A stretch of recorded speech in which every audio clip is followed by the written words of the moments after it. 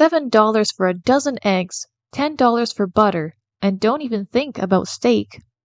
If grocery shopping in Canada feels more like a luxury these days, you're not alone.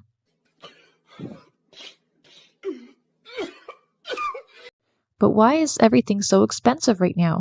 Let's unpack the grocery crisis. Hey everyone, today we're talking about a topic that hits all Canadians, the rising cost of food. We'll break down the reasons behind the price hikes, look at which provinces are being hit the hardest, and talk about what you can actually do to stretch your grocery budget. Let's get into it. According to Statistics Canada, grocery prices have jumped over 20% since 2021. Some items have gone up even more. Lettuce, up nearly 30% year over year, beef, up over 10%, dairy products like cheese and butter, constantly climbing. And it's not just luxury items. Basics like milk, bread, and fresh produce are all up as well. From breakfast cereals to condiments, food prices keep climbing, especially fruit and veggies, leaving shoppers paying more. I have a minor increase, and in part that's because I choose to buy Canadian whenever possible. We try to stretch the amount that we buy for a lot longer. If I have to adapt on the fruit and veggies I eat, I'll have to adapt. I just checked out the price of it and it looked like it doubled. So I just decided I'll refill my waters, leave the orange juice behind. It's hitting everyone. So what's driving these prices up? Well, it's not just one thing. It's a perfect storm. Number 1.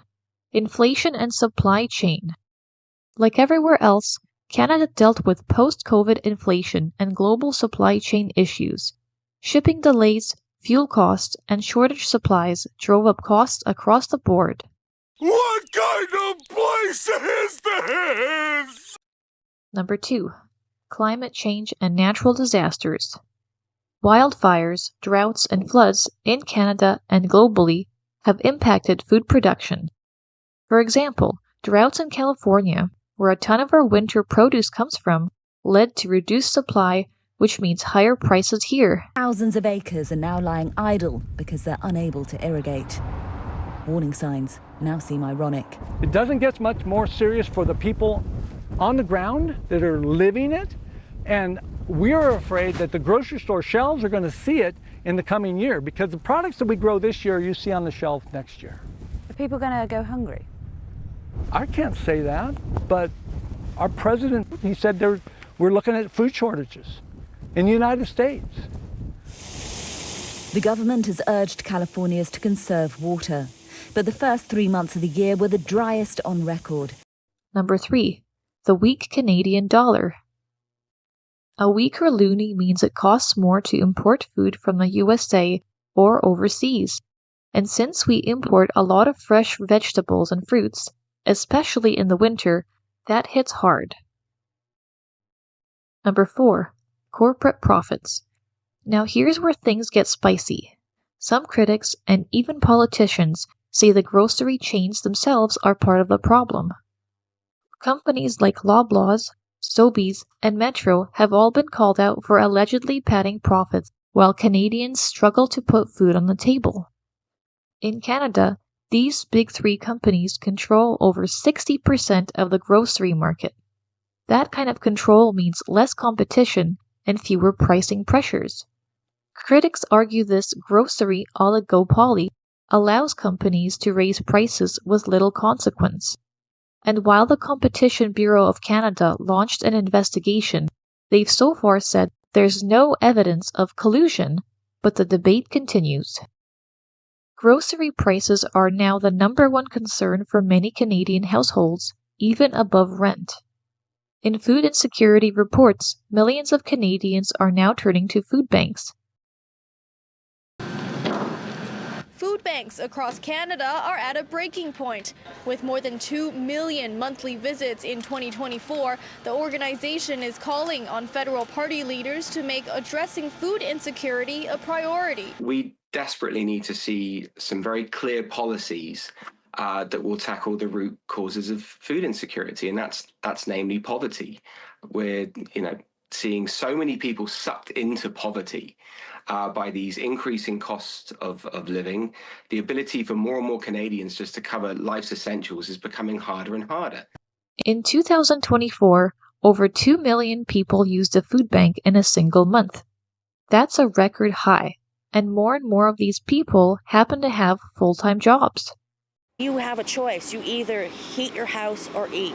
You pay your rent or eat. There's no choice. Olivia Fletcher says the last few months have felt like a never-ending struggle. She has a family of 6 and is one of thousands who turns to the Fraser Valley Regional Food Bank to keep food on the table.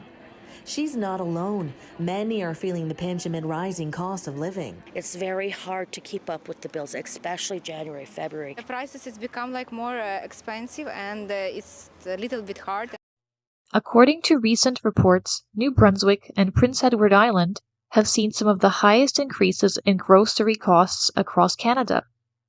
Based on recent analysis from sources like Canada's Food Price Report 2025 and Statistics Canada data, New Brunswick led the provinces with the highest food inflation rate in mid-2025. The highest rates of food insecurity in 2023 were in Nova Scotia and the Prince Edward Island, which strongly indicates that these provinces are facing particularly high grocery costs relative to incomes. Similarly, the 2024 Food Price Report projected that provinces like Newfoundland and Nova Scotia would see above-average price increases due to factors like local supply constraints. On the flip side, Manitoba saw the lowest increase in food inflation with a 3% rate in June 2025. So what can you actually do to save money right now? There's a few things, but here are a few points. Number 1. Shop at discount chains like No Frills, Freshco, or Giant Tiger. Giant Tiger is only available in a few select provinces. Number 2. Use flyer apps like Flip or Reebee to price match. Number 3. Buy in bulk at Costco, if you can afford the upfront cost. Costco memberships for the basic one used to cost around $60 per year for the Gold Star membership. Now they've increased it to $65 per year, and the executive membership is now up at $130 per year. Number 4. Stock up on sales, especially meat and dry goods. Number 5. Join local Facebook groups for food swaps, coupons, or flash sales. And one more. If you're really struggling, don't hesitate to reach out to your local food banks or community fridges. They exist for a reason, and there's no shame in using them. If food is a basic human need, why is it getting priced like a luxury? The Canadian government has promised action, including pressuring grocery CEOs and encouraging competition. But will it be enough? What's happening in Canada right now is more than just inflation. It's a structural problem, and if things don't change, the future of food affordability looks bleak.